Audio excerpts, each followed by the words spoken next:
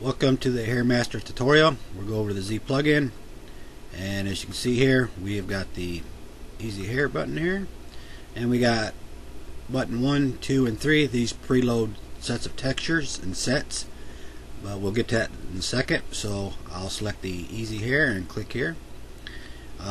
This works. These buttons best show up at screen resolution 1024 by 768.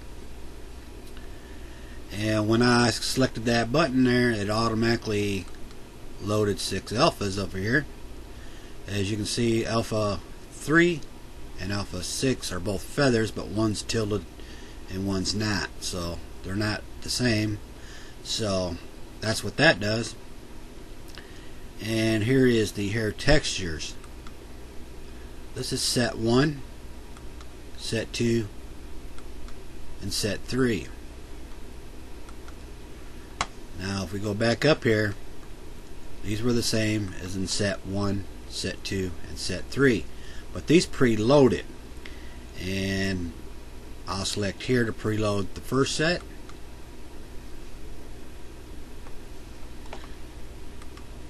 And we'll look in here and you can see it preload them. Now you might want to do this with, if you're doing any poly painting, with the projection master or whatever you want to do, or just regular painting. That way they're preloaded and easy to select over here. Another thing that you notice, it removed all the buttons down here. The reason why that does that is because any script that's activated over the Hair Master, it removes these buttons down here. To get it back real simple, over here on the left, we'll click this button. Another plugin will remove these plugins. So if I selected the projection master, and I just canceled it and try bringing it back up, buttons are gone. So select this button. Same way with the default script. Select here, and the buttons are gone down here. So I'll select it again. You very seldom have to select this over here, but it's real handy that you can bring back the script by just clicking this button over here. Alright, I'll be going over each and every one of these buttons down here. I'm going to give you a description what they do, then I'll be going over the description. Alright, I paused the video and restarted the program. That's why it removed all these textures over here. And this is how the program works. You start off with a 3D object or character. Then we're going to run over here. This is going to be the next second thing we're going to do is we're going to convert this to 2D. And when I select this button, it does two things. So I'll select it here. One thing it did, it dropped this to the canvas, and we're going to be working into 2D mode. It saved this so it can be reopened. It saved the document so it can be reopened at any time. And another thing it did, since it was 3D to start with, it grabbed the alpha, which can be used. So notice the alpha over here. And this can be used with full stencil. So we'll turn full stencil on. But before I do that, take a look here. And when I click it, it'll disappear over the left. Alright, the stencil is on now. So we're going to select a texture. And we're going to select one of these. And we're going to use the freehand stroke here. I find this best works with no alpha on it. So when I drag on the canvas across the character, and I let go, as you can see, it did not stick to the canvas. So we'll turn the stencil off. Always make sure when you go to a next step and you're not using the stencil, always make sure it's turned off. Remember the first thing I started with, when I convert this to 2D and it saved it as a document, it can be reopened at any time. So this will, if I reopen now, it'll bring it back to the original stage here. And I can also turn the stencil back on and reuse the same stencil from the same character. So if I was to drag here, stencil off, and every now and then this program, you'll have hidden pixels where things were not, when you start dragging on things, they won't look right. And to solve that, you can press convert to 2D again, and that'll help solve it. But now you're saving at this stage right now, where now I got the texture on the character, so when I go to reopen, he's always going to be at this stage. So if I was to draw something down here and let go and press reopen, puts him back to the original stage there. Alright, we're going to jump over to the left here a little bit, but these buttons are kind of sectioned off. I had the full stencil here, and in this list next to it, these are some stencil options I'll get back to, and with this little invert button down here. But we're going to jump over into the section here with that flips both alpha and texture. And what I'm going to do is I'm going to go ahead and select the wavy button here. These are the brushes that do certain things that are on the bottom. We'll get to these as I'm going along, but I'm just going to switch over to wavy. And I'm going to switch to alpha 6, where the feathers go on straight up and down. Pause the video again if you see any changes. That's the reason why.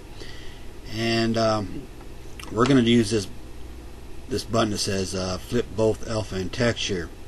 If I drag to the right, you can see the feather goes like it's supposed to up in the air, but if I drag to the left, the feather's upside down.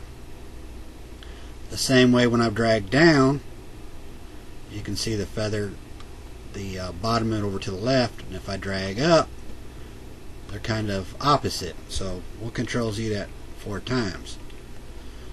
Alright, what I'm going to do is I'm going to drag to the right. Now if I ever have to drag back to the left again, I'll just select this, it'll flip this around, and when I drag it to the left, as you can see, now they're both pointing straight up. This can come in handy in some cases.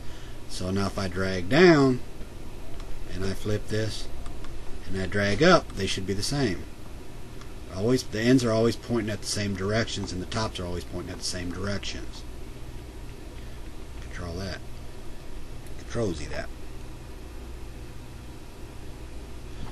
Alright, we got this option called rot here, or rotate alpha and texture at the same time. If you look over here while I'm doing this, as you can see, they're rotating at the same time. Here's an option to flip horizontally back and forth, and with the texture. Just keep an eye on the left over here while I'm doing this, and that one there. Here's a small little tip. When your character's out there, and if you ever hit the default script, it will remove the character here. So if I was select here, that's what's going to happen. And we're going to bring back the script over here, and then we're just going to reopen where we left off.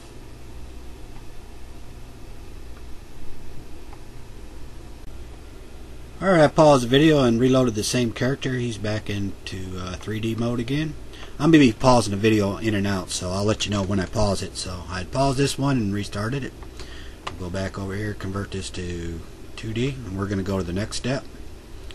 This time we're going to use this option here.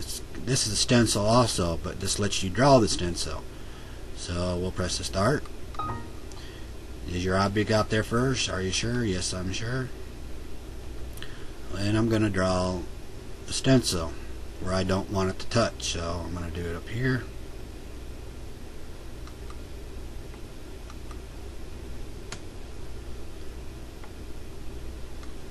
And when you're done, you go to step 2.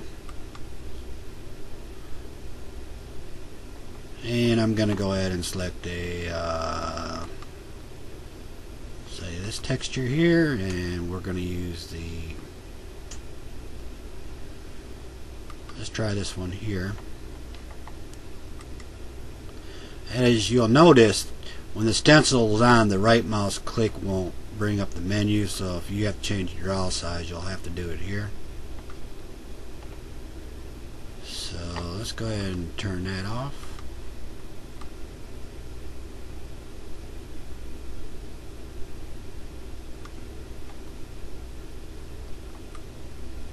See if I drag across his face here,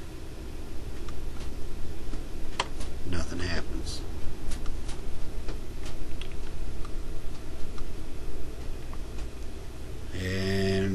can invert the stencil. So I'll just drag across here once to show you, and Control Z that. So if I want to blend a little bit down to the body a little bit, I'll just turn down the intensity. Come in a little closer here.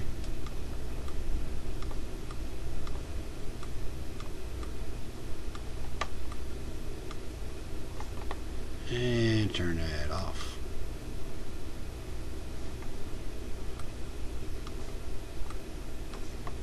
And I'll work without it, the intensity here. And we can use the eraser brush here. This is good for giving him a haircut.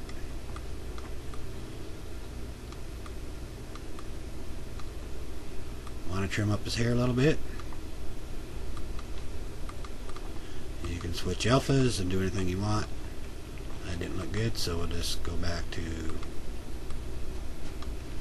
I like to use the round one here.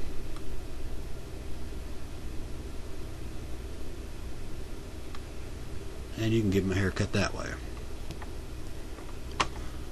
Let me go back into this and finish this up real quick.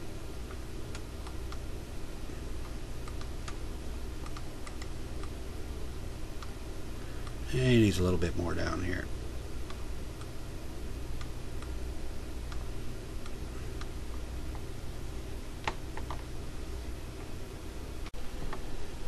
You can mix textures over top of each other, and we'll go into the freehand here.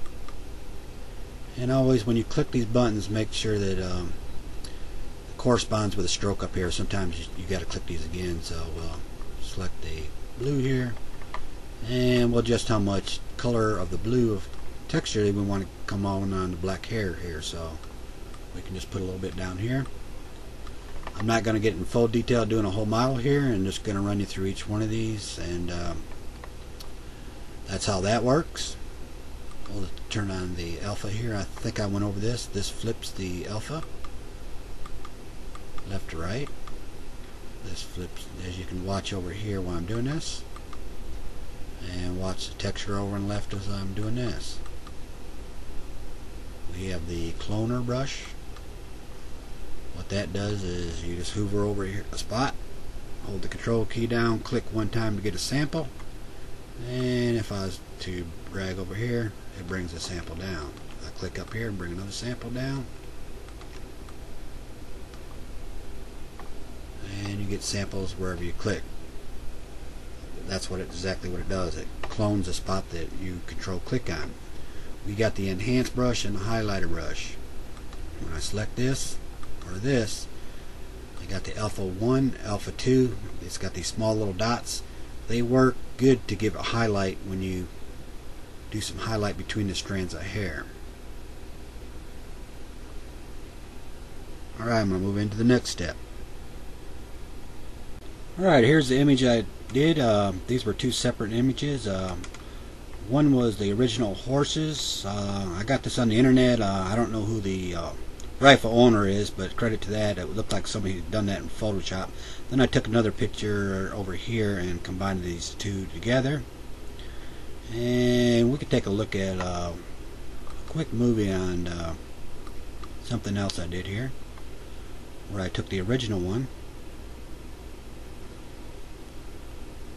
and I'm going through some of the brushes right here.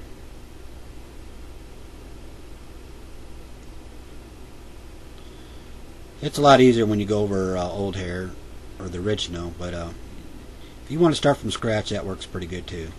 It just takes a little bit longer time. So we'll let this finish up.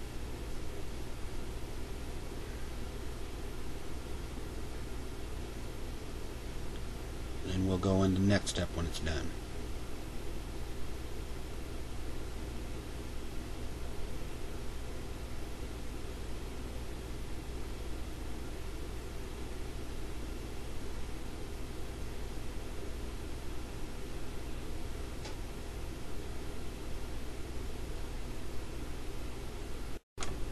Alright, here it is, finish it up.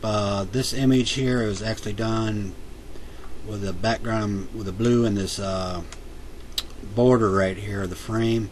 That was done in another application, but in the video that I was doing, most of that was done with this brush called Wavy Hair.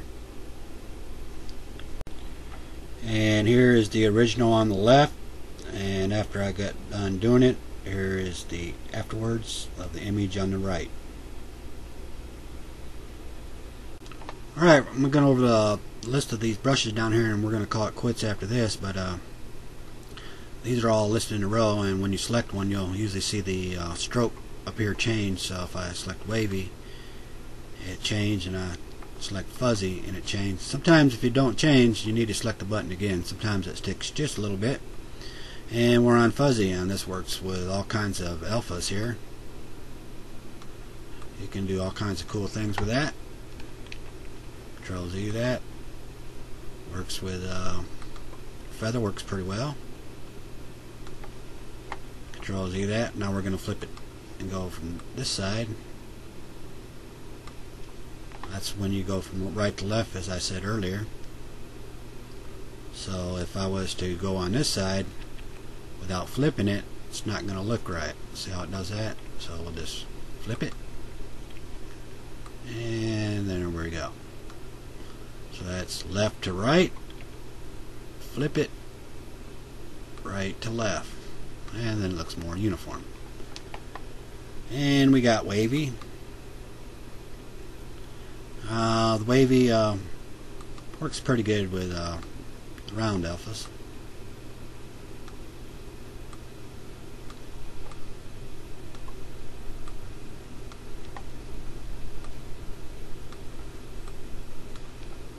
And you can intertwine them here. And we'll go ahead and Control Z that. And we got the freehand. This works with the alpha off the best. See, if I select here and drag, it kind of skips around. We'll turn that off.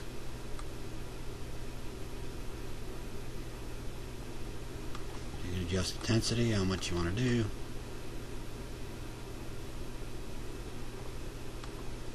Control Z that. Let's kick this back up. I like to keep it under 100. I don't like to crank it up to 100. It doesn't give a realistic effect. We got drag here, and we'll set this to right here. Let's switch a different alpha here.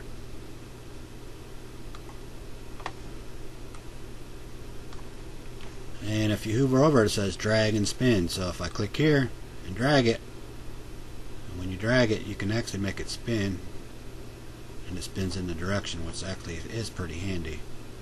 So I can spin it around here, spin that around there.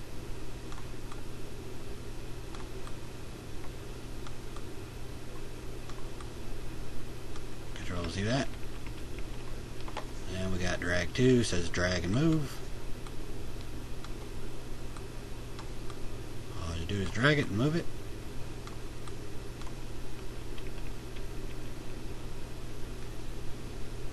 And we got drag 3. This drags out the texture, which is pretty handy.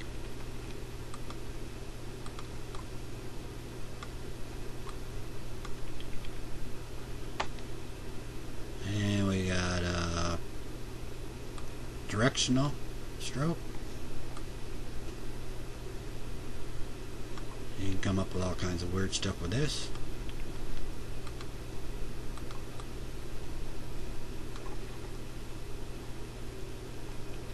Repeat the stroke, and control in the canvas. But anyway, this is going to wrap it up. I'll probably be making an update if there's any bugs, and I have an older version of this tutorial with an older version of the Hair Master, and check out both, and maybe you can get a little tips off each one. But anyway, thank you very much.